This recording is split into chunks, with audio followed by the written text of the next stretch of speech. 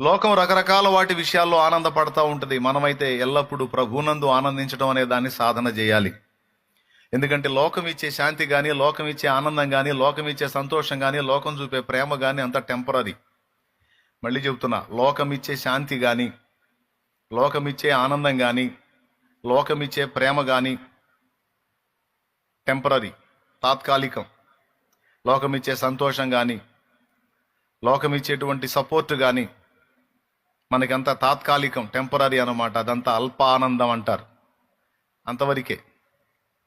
కానీ ప్రభువు మనకు అనుగ్రహించేటువంటిది స్థిరమైంది, శాశ్వతమైంది.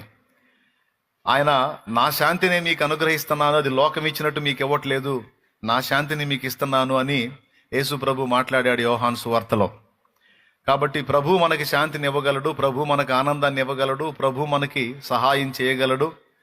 ప్రభు చూపే ప్రేమ మనకి పర్మనెంట్, ప్రభు చూపేటువంటి కృప మనకి పర్మనెంట్, ప్రభు ఇచ్చే ఆనందం మనకు పర్మనెంట్, ప్రభు ఇచ్చేటువంటి ఆదరణ మనకు పర్మనెంట్, ప్రభు ఇచ్చే శాంతి మనకు పర్మనెంట్. కాబట్టి పర్మనెంట్గా మనకి వీటన్నిటిని ఇవ్వగలిగే ప్రభు వైపు మన దృష్టి నిలపటం మంచిది.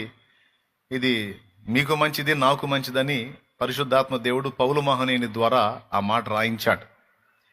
లోకం శాంతి ఇస్తానంది, లోకం ఆనందం ఇస్తానంది, లోకం ఆదరణ ఇస్తానంది, లోకం నేను ప్రేమ చూపుతానంది. ఈ 4 లోకంలో కూడా దొరుకుతాయి, కానీ అవన్నీ అవకాశవాదంగా ఉంటాయి. వారి వారి అనుకూలతలను బట్టి మాత్రమే మనకు దొరుకుతాయి. పరిస్థితులు తారుమారైనప్పుడు మొత్తం ఆవిరైపోతాయి.